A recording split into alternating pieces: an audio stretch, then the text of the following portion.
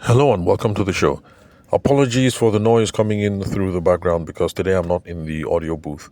Today I'm going to be sharing a session that I had with Stephen, the drummer boy. Of course, not his real name, so that's a code name.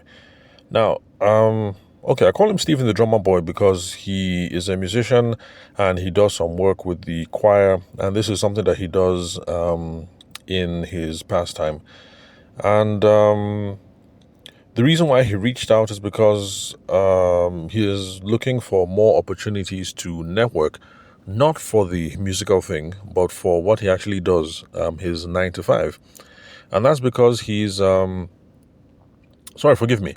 I'm not even sure exactly what it is he does because he's one of these tech guys who introduces himself as a full stack, front end, back end developer, blah, blah, blah, all that fancy stuff. And so, in the conversation that I had with Stephen, the drummer boy, my first assignment to him was that, look, Stephen and all you other Niger guys, tech bros and tech sisters, because there are also women who are now going around talking about those themselves in these terms. Putting on your LinkedIn profile that you're a full end, front end, full stack, back end developer, JavaScript, something, all that fancy technical stuff. So my first assignment to him was that you tech people, you need to look for alternative ways of introducing yourself so that potential customers know exactly what it is that you do. Now, I told him about an interaction that I had with one of these folks on Instagram. The person reached out to me. Sorry, not Instagram, on LinkedIn. Person reached out to me, the typical thing, full end, back end, front stack, full stack, developer, something. And I asked him a couple of questions and I teased out what we're able to do. And so at the end of the day, I just asked him, so if I need to develop a website for my business, that's something you can do, right? And he said, yes. And then I said, okay. And then if I need to develop a mobile app version for this particular thing, that's something you can do, right? And then he said, yes. And then I told him that, look, to be honest, because of the way that you're introducing yourself, business owners like me in Nigeria who need these kinds of services do not even understand and do not even know what it is that you do. So, one of the things that is standing in the way of those of you who are technically minded and those of you who have, are technically proficient in all these, Web3, online, digital, blah, blah, blah, all these sorts of things. One of the things is that you guys are using too much jargon in the way that you talk with potential customers. And so we have no idea what it is that you do. So, every time I keep seeing these things on your handles, full stack developer, front end, back end, this, something developer, that, this program, this, XS, CSL, something. It's a bit much. Now, among all you technical people, you guys see it and you know exactly what it is that you mean. But the thing is, you people are not bringing business or trying to do business with each other. You people are trying to do business with ordinary people like me. So you need to use language that shows the ordinary person what it is that you do. Then it's also going to help if you talk in potential benefits or potential problems that your customers have. That way they will know exactly what it is that you do. Now, I understand that it's a problem because if you use such simple language, it won't sound fancy anymore. It won't sound as if you know what it is that you have to do. You won't sound as if you're the Don. But the thing is, are you trying to sound right or sound cool, or are you trying to make money and are you trying to get customers? So, for the guy that I had the conversation with, and I found out that behind all that big grammar, all that full stack, front end, back end, developer, something, I was able to narrow it down that he creates websites for Nigerian business people and he's able to create mobile applications. That's a mobile app basically that goes along with those websites. So if you're able to talk in those terms on your profile or when you're networking, you're able to tell someone that I develop websites for business owners and I build apps that also work with that website as well. You can see that it's going to be a different conversation. If you start off the conversation like that while you're networking, or you put that kind of thing on your LinkedIn profile or your Instagram handle, at least people can start asking, oh, what kind of websites do you design? How much can you design the apps you're talking about? What kind of apps are those? Will the app work for someone like me who's a fashion designer? Blah, blah, blah. You'll be able to start having fruitful conversations. So My first assignment to Stephen the drummer boy was, sit down, use ChatGPT or Gemini or something. Ask yourself a couple of questions. Narrow down to the problems that you solve or the benefit that you bring to the marketplace, and look for an easier way of introducing yourself. Because this full stack, front end, back end developer, OCIS, XL, something, it means absolutely nothing to someone like me. Now, for someone like my brother who studied information systems management, so my brother he's one of you guys, he's a tech geek. My brother will see full end, front end, back end developer or something, and he'll know exactly what it is that you do. But for ordinary people like me, who could be your customers, we have no idea. If I go and tell my mom, see now, hey, mommy, what is a full end, front end, back end developer, full stack, OCIS, X, blah, blah, blah, moms will be like, what is that? If I go and tell my wife, babe, what is a full end, front end, back end developer, full stack, something, X, OCIF, XI, JavaScript, something, my wife will be like, what is that? If I go and tell my guy, who helps run my video for me, two of them, Abel and then Shegun, if I go and tell them, Abel, Shegun, what is a full end, front, back end developer, full stack programmer, something, JavaScript, XI, of course they'll ask me like, And funny enough, we are the people that you should be talking to do business with us, because we are the ones who need websites, we are the ones who need apps, and we are the ones who need all the services that you provide. So just look for simpler ways to introduce yourself. So stop talking about yourself in all those technical terms.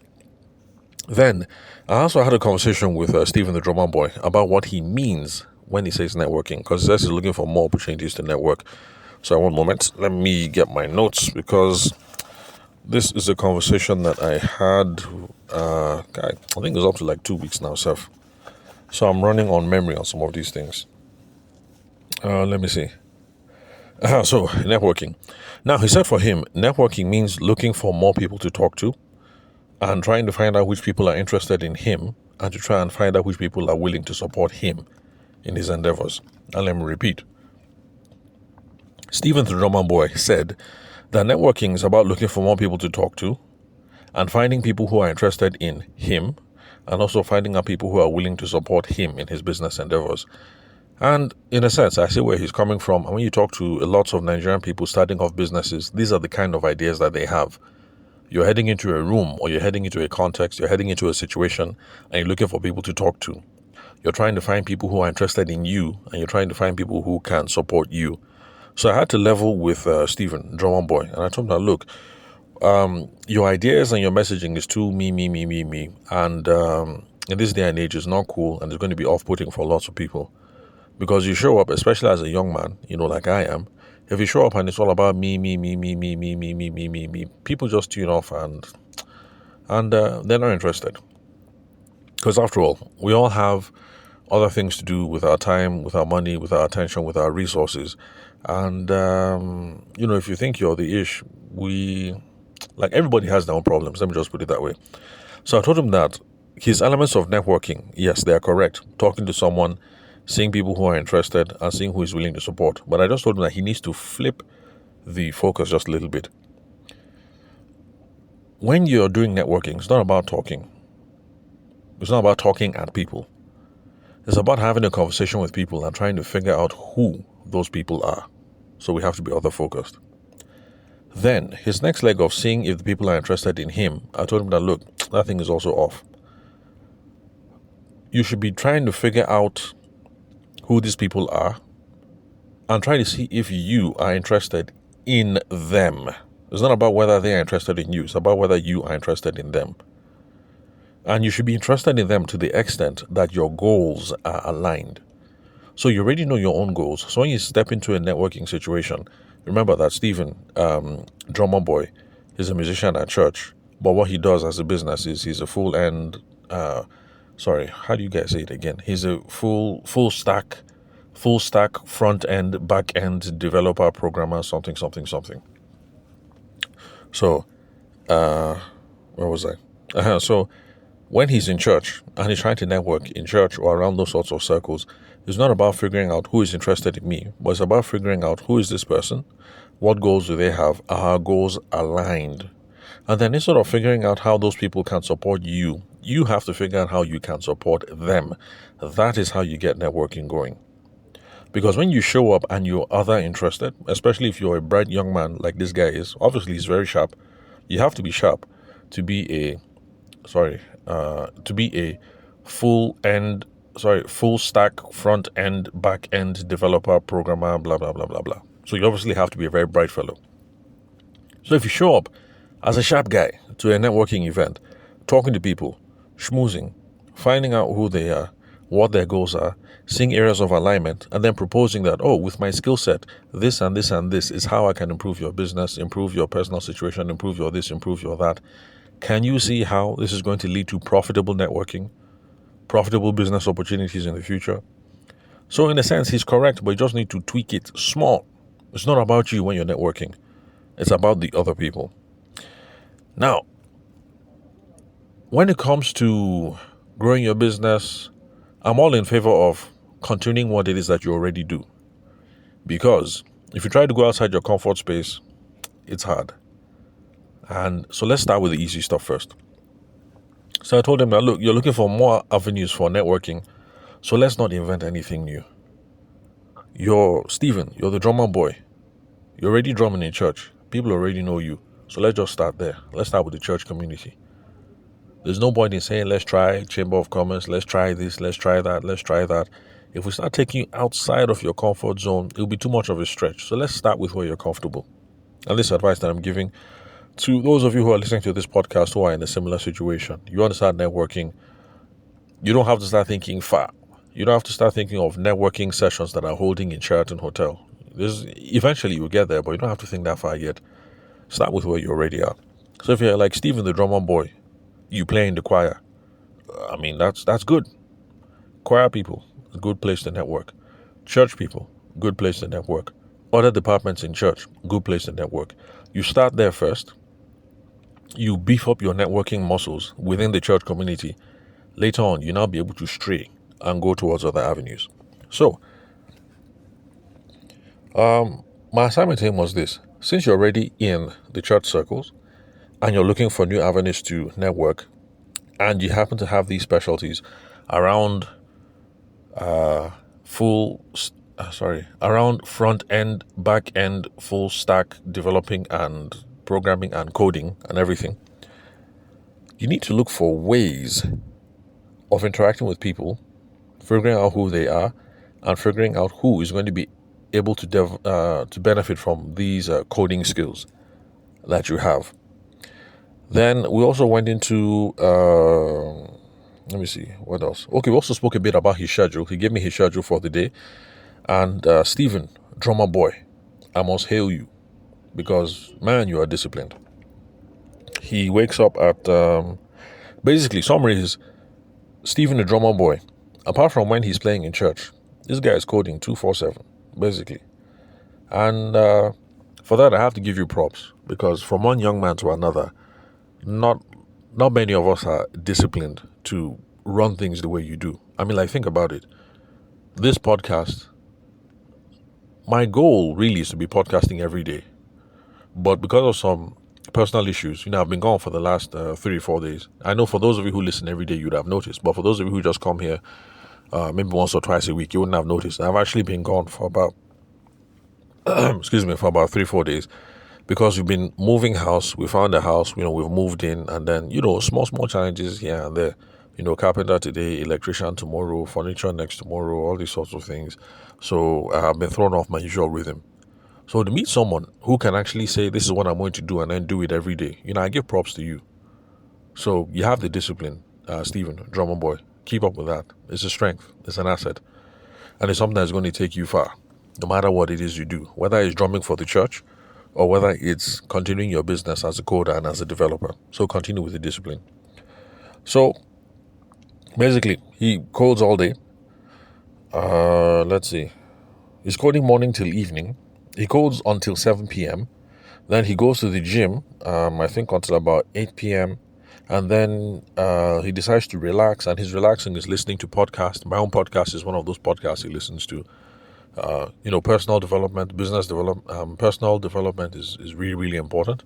So he listens to this sort of material until about 10 p.m. at night, and then he starts coding again. And then he stops at about 2 a.m. and then he repeats the process every day. And that's some discipline-ish. So, Stephen, drummer boy, props to you. You have lots of discipline. So, well done, well done. But then I also told him that, look, Stephen, Mr. Drummer boy, if you're going to be serious about this coding thing, you actually cannot live your life like this 247. You can't. Because the technical expertise is one thing, building the business is something else. And I gave him an example that those of you who are full stack, front end, back end developer, coder, programmer, OCIF, XE, JavaScript, something. One example that you guys can relate to is the man himself, Zuckerberg. So in the beginning, Zuckerberg had to be coding 247. He had to be doing the full stack, front end, back end, something, developer, coder, blah, blah, blah. In the beginning, he had to do that. So, excuse me. The weather here in Abuja, Hamatan. So eventually, in the beginning, yeah, he was doing programming 247. But then eventually, when the business starts getting off the ground, Facebook, his focus had to shift. He had to now start learning fundraising, investor relations, toasting people for their money. You hire some other programmers. He also needed to learn delegation, supervising, team management, time management, capital allocation. Eventually, things were building small. He even needed to start learning media relations or bringing somebody who can handle PR. But you can see that as his business was beginning to grow, or as his business ideas were beginning to develop, the number of skills and the number of things that he had, the number of skills that he had to acquire were increasing. The number of things that he had to do were increasing. And so he was going to be having less and less time for coding. So I told him, look, I'm willing to bet right now that I don't think currently Zuckerberg, I don't think he's coding up to 1 hour a day now. That's just my guess. Because his time is spent doing other things. Managing other coders, managing other departments, managing other teams, talking with accountants and lawyers, talking with public relations people, talking with marketing and branding people. He's doing lots of other things. So I told him that if you want to get better at networking, but 247, this is all you do. Wake up in the morning, code until 7 p.m., go to the gym until 8, then relaxing and personal development until 10, and then coding until 2 in the morning, and then starting all over again. You only take a break on the days that you're playing in church. Is no BM. It's not going to cut it. You will have to set aside some days where you break this coding thing and you say, I am going to go and talk at this avenue, or I'm going to go and network at this avenue, or I'm going to go and try and drum up business by doing this or by doing this or by doing that.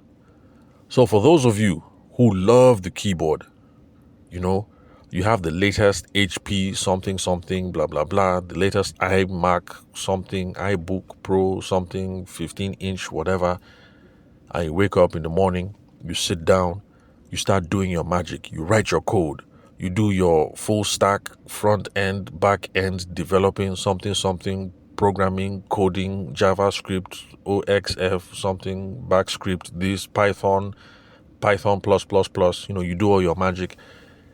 If you guys are serious about building the business, eventually the coding is going to go down small. You have to learn how to recruit other coders. You have to learn how to delegate. You will have to learn how to interact with customers. You have to spend lots of your time doing sales and marketing activities, interacting with customers, making presentations, trying to close the sale. So, excuse me, regular stuff that other people have to do. So you coders, I'm sorry. I know you started because you love this thing. You love the magic that you can do. You sit down with the keyboard, you do clickety-clack, this, that, and then, next thing you have invented something which is, magically can take the database of an entire organization and structure it and store it and upload it to the cloud and do this. And I understand it must be really invigorating, really empowering. You boys and girls, when you sit down at the keyboard and you just work your magic. Well, unfortunately, this is about building a business, so you can't sit down and work your magic forever. Except if you're going to be like Wozniak. You sit down and you work your magic, and then you look for a Steve Jobs, and then Steve Jobs goes and does the selling. So you sit down and, clickety clack keyboard every day, and then the other guy does the selling. So yeah, it can work. But if you're not in that situation where you found somebody who's like a Steve Jobs who's going to be selling your magic on your behalf, then please realize you have to make some changes to your life. This whole thing of coding 247, you ain't gonna cut it. It's not gonna work. So let's see what else. Okay, so back to the networking thing. So I told him, let's just start with church. You're already in the church community, so there's no need to go and be looking for any other kind of place. Then you already work with certain departments within the church. So you're a drummer boy. So that means you're with the choir. He says correct. And I said, okay, since you're with the choir, I also know that since you're a drummer boy, you have to set up the kit and take down the kit. So because of that, you also liaise with people in the protocol department. Well, back when I was in university with the Nigerian Federation of Catholic Students, that's what we used to call it, protocol. People who come and set up and then set down. He says, yes, that's correct. Okay, so cool. So choir, you have a leg there. Protocol, you have a leg there. You say correct. Although he says they don't call it protocol. And I don't know what it's called nowadays, but back in my day, yeah, that's what we used to call it, protocol. Then he also says that he's also cool with people in the digital department. People who set up the cameras, people who are doing After Effects, and then, stuff like that. So I said, okay, cool, no problem. So that means now you have a leg in 3 communities. You have a leg in the choir or the music department. You have a leg in the digital department. You also have a leg in the protocol department. So you're already embedded within these communities. So these are places that you're going to start networking in now. Please remember, I am not saying that this is the only place you should network in. I'm just saying that this is where he should start now, because he is already embedded in these communities. So it will be easy for him to network within these communities, because there will be less stress and emotional angst. If you haven't built up your muscle, it is kind of scary to walk into a room, fresh room, 40 faces, total strangers. You haven't met them before. You don't know anybody.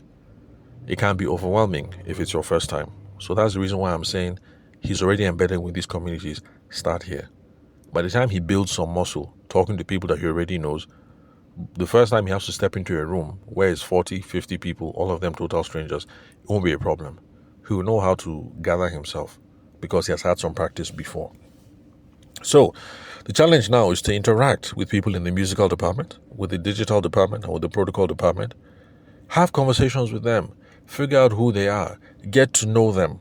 It's from there that you'll be able to figure out who could benefit from your skills as a developer, as a programmer, and as a coder. So that is how it works. Then we also had some conversations around his business. Okay, we also were not clear about how he intends to the business model. Because when we were talking, I assumed that he was a freelancer. So like freelancer just means like you're a work for hire. Okay, let me put it this way. If you're an assassin and you set up your Instagram handle, and anytime somebody wants somebody killed, they call you, that is freelance. You're there just doing your thing. You're a contractor. When people need your services, they call you. You go and do it, and that's it. So I assume he was a freelancer, but it looks like he has some startup ideas. So we did settle it then, but I told him that, man, it would be hard to be running these 2 things at the same time. One of them has to take preeminence at some point, as in one of them has to be the leader at some point. You can't run things 50-50. It doesn't work that way. So it can be that maybe now you're going hard into freelancing services because you're trying to make money. While you're doing your freelancing, let's say you're charging people maybe like $400K to build website or something, and then maybe $600K to build apps. You're trying to see how many websites, how many apps can I do, so that maybe by the end of 2025, by the time I do for 400K, I do maybe like 10 jobs. 400K in 10 jobs. How much is that? Is that 4M? 400K, 10 jobs. I think that's like 4M. And then 600K If I do maybe like 10 of them, that should be like 6M. So by the end of the year, I should have like 10M in my bank account. So maybe I use like 5M, house rent, flexing, daily, what you have it. The remaining 5M, I can now use as capital for my startup. So you see, if you're going to be doing this thing 50-50, it will be hard. But if you're going to say, let me just devote 2025 to freelancing and let me rack up as much money as I can so that 2026, this startup, we would die on this startup. You see, that's how you do it. Or you say, look, you know what, this thing is a startup, so let me start looking for investors, blah, blah, blah, and all whatnot. But you can't be, this 50-50 thing, it doesn't work. You're just dissipating your energy here and there. So I'm not saying pick one, drop the other, but one has to lead, one has to increase, and the other has to decrease. One has to be preeminent. So it depends, but that's a conversation that Stephen the Drummer Boy has to have with himself at a later date. Then let's see. Okay, I also tried to find out about interesting projects that Stephen Drummer Boy had done before, so I could come up with concrete ideas about the kind of conversations you should be having with people. And what he has made in the past is he has done something that, he has done something that with a different church where the app, or Abby, was it an app? Okay, I didn't write it down. Anyway, but there was a way that they were tracking church attendance so that you'd be able to see who came this week, who didn't come this week. So the people who came last week, came the week before, they didn't come this week, they don't come next week. You now know that, oh, okay, we need to follow up on brother so and so or sister so and so. And I told them, oh, fantastic, that's really good. Community building. So you have used your skills as a full stack, front end, back end developer, JavaScript, Python, something, coder, programmer, blah, blah, blah, blah, blah. And you have created something for churches in Lagos that helps them to track attendance. But I told him, look, it's not really tracking attendance. Actually, what you're doing there, that is community building. That is a community building solutions that you're providing. So, in other communities that you are networking in the future, these are some of the conversations that you can be having. If you're having a conversation with pastors, it could be, oh, you're pastor so and so. Oh, nice to meet you, sir.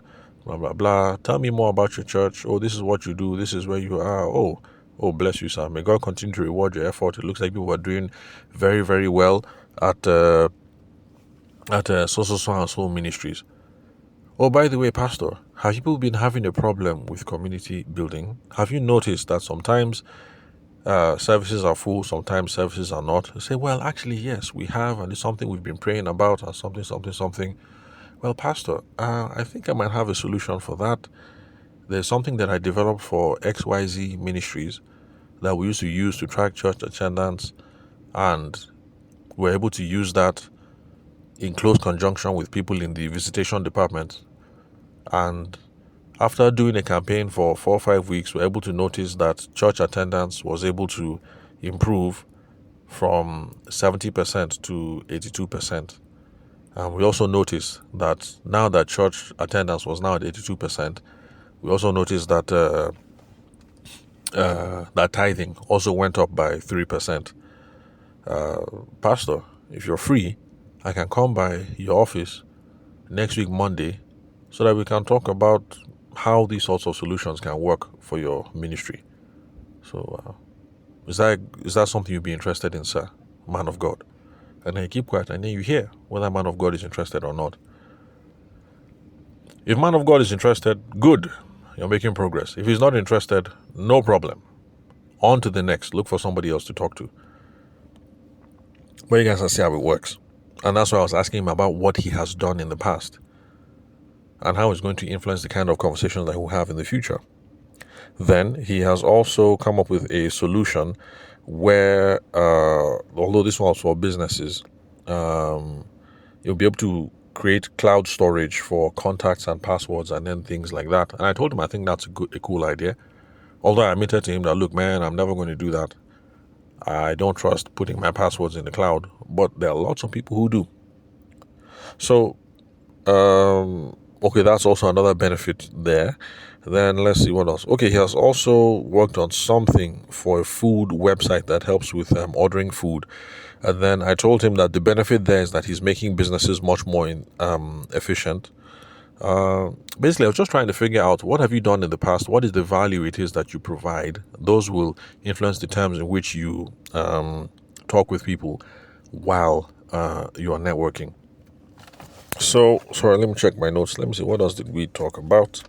Sorry, this is a rambling episode. Like I said, this was a conversation I had, I think maybe about 2 weeks ago. I think this is all I can remember for now. But basically, it's just this. Number one, if you're like Steven, drummer boy, and you're in the technical field, you're a full stack front end, back end developer, Python plus coding, OCIX, JavaScript, something. Please stop putting on your LinkedIn profile that you're a full stack front end, back end developer, something. Because your potential customers do not know what that means. Think about it. Steven the drummer boy is drumming in church.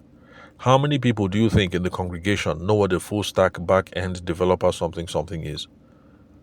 So even if they see that on your profile, or if you introduce yourself to them after service and you say, "Oh, Sister Dolakbo, I'm a full stack front end back end developer," she'll say, "Oh, okay, that's nice. She won't ask, what does that mean? Because the average Nigerian doesn't want to appear stupid. So they won't ask because they don't want to show that they don't understand. They'll say, "Oh, okay. Well, that sounds exciting. Oh, bless you, brother. And then she will leave. Tomorrow, if she needs to refer, how will she refer you when she doesn't even understand what full stack front end, back end developing is? So put something else on your profile. Look for other ways of introducing yourself that shows the kind of benefits that you provide. Even if you're trying to be cocky and you say, "Oh, I'm a computer whiz kid and I help design software for churches that help them raise more money," you can say that one is fairly specific. So that the next time Sister Dolakpo is talking to another pastor who is complaining about church attendance and about tithes in their church, at least she will remember you that, "Oh, Stephen, drummer boy in my church, was talking about how he helps churches raise more money with his coding skills." And she might say, "Oh, Pastor so and so, there's this guy in my church, why don't you talk to him? This is something he might be able to do." So excuse me. Simplify how you introduce yourself. Simplify how you talk about yourself. And this applies to everybody who works in a technical field. So if you're a member of the Association of Forensic Accountants of Nigeria, and yes, it is a real thing, their office is in what's this plaza called? It's in Area 11. It's behind NNPC, under NNPC. Yeah, NNPC quarters. It's behind NNPC quarters. I think it's MAB, Abi FAB Mall or something like that. So they're there, forensic accountants. If you go around telling people you're a forensic accountant, the average Nigerian does not know what a forensic accountant is. We know that accountants exist. We kind of have an idea what accountants do, but the average person has no idea about what a forensic accountant is. So instead of going around proudly boasting, "I'm a forensic accountant," why not look for ways of speaking in terms of the benefits that you provide? So that when people ask you, "What do you do?" "I'm an accountant." You say, "Oh, okay, really? Yeah, I'm an accountant, but I'm not an everyday kind of accountant. My own specialty is I know how to figure out where money is being stolen and who is stealing the money in your organization." That kind of thing. People will remember, their ears will perk up. You might be surprised that the person will say, "Ah, you are the kind of person I need. I have a business. I have 20 employees. Every single month, I'm dropping 800K into the business. Every single month, this is what is coming out. It's looking to me as if 400K, 300K every month is missing, and I don't know what it is that is going on. Please, can you help me?" If you go around saying, "I'm a forensic accountant," half the people you're talking to will not know. But then if you go around saying that, "Oh, I'm an accountant. I specialize in finding out who is stealing your money and how much is being stolen," that is a different conversation. The person will now be able to know when to refer you the next time he's talking to someone else. If the person says, oh, these are my employers, oh, Shagun did this, Adigun did that, Hamza did this, something, oh, I'm not even sure.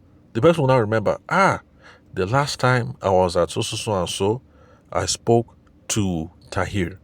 He said he's a forensic accountant and their specialty is they figure out who is stealing money inside the business. You say, please give me that person's number, and then they will call. So please, this is a disease that is suffered by those of you who are technically proficient. You love your titles, you love your technical words.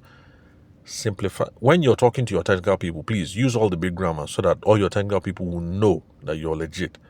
But when you're talking to everyday ordinary people like me, simplify it. Don't go around saying I'm a full stack front-end, back-end developer. Don't go around saying I'm a forensic accountant. Talk in terms of the benefits you provide, the problems that you solve when you're talking to everyday ordinary people, so that they will know what you do, whether you can help them, or whether they should refer you to someone else. So that's summary number one. Let's see. Number two. A lot of you have fallen in love with the technical aspect of your business. This is not just for coders. It's the same thing with people who cook or people who bake. So you love cooking. Everybody tells you that you are a masterful cook. You've been cooking since you were 4 years old. So your identity is wrapped up in being a chef. Unfortunately, chefing is not what's going to make the business grow. The business is going to grow when you hire a team, you supervise the team, you make sure that the team is chefing to your standards, and then you start spending your time networking, marketing, talking to people, sending out proposals, making presentations, trying to close deals. That is what will move the sale forward. So yes, you fell in love with photography. You fell in love with chefing. You fell in love with computer coding. You fell in love with whatever it is. Even if you're a bodybuilder, you fell in love with bodybuilding. Lifting weights in the gym is not going to build your business as a personal trainer. Your business as a personal trainer will grow when you come up with a method for going out or using your Instagram or whatever, looking for clients. Eventually, you need to build a team around you, people who you have certified, people who you trust in your methods, because you can't scale this business around yourself. Because let's face it, the problem with physical training is while you're training this, let's say you're training Mrs. Uchechukwu in the gym and her session lasts 2 hours. For that 2 hours, you can only be with her. You can't be with anybody else. The real money is going to come when you're spending 2 hours with Mrs. Okechukwu, but then you have also trained 6 other guys and girls, and each of those 6 other guys and girls are training other people for other 2-hour sessions. And maybe you're giving them, maybe 20 or 30% of the money, but you're the one bringing in the customers. So see, that's how the thing scales. So stop falling in love with the technical aspect. Start falling in love with the business aspects. That is what is going to make things grow. So that's number 2. Then let's see what else. Let's see. Then number 3, or the final thing is, if you're looking for more avenues to network, let me wrap up on my notes. If you're looking for more avenues to network, please don't give yourself high BP by looking for new avenues to network in. Start with the circles that you already are in. Start there. So if you're like Stephen the drummer boy, you're already in the church community. Start in the church community. Get comfortable there. Keep networking there.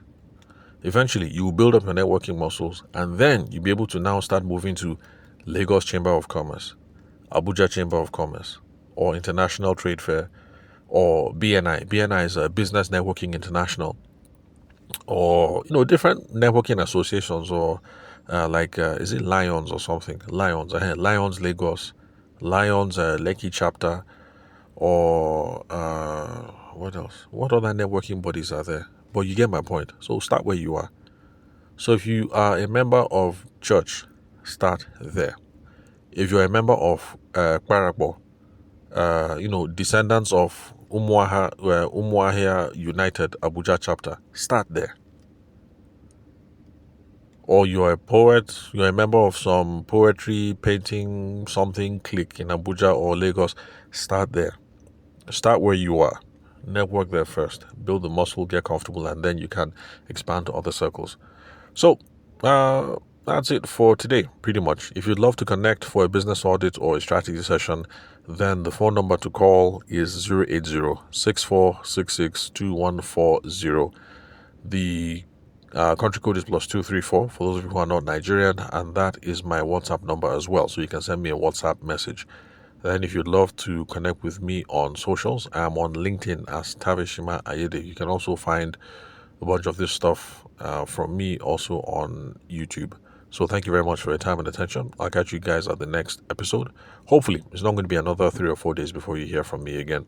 So enjoy the rest of your day, and I hope I've been able to deliver some value from the conversation that I had with Stephen, the drummer boy. And I hope that we've got good nuggets for you guys there to move your businesses forward. So thanks for your time and attention. I'll catch you guys at the next episode.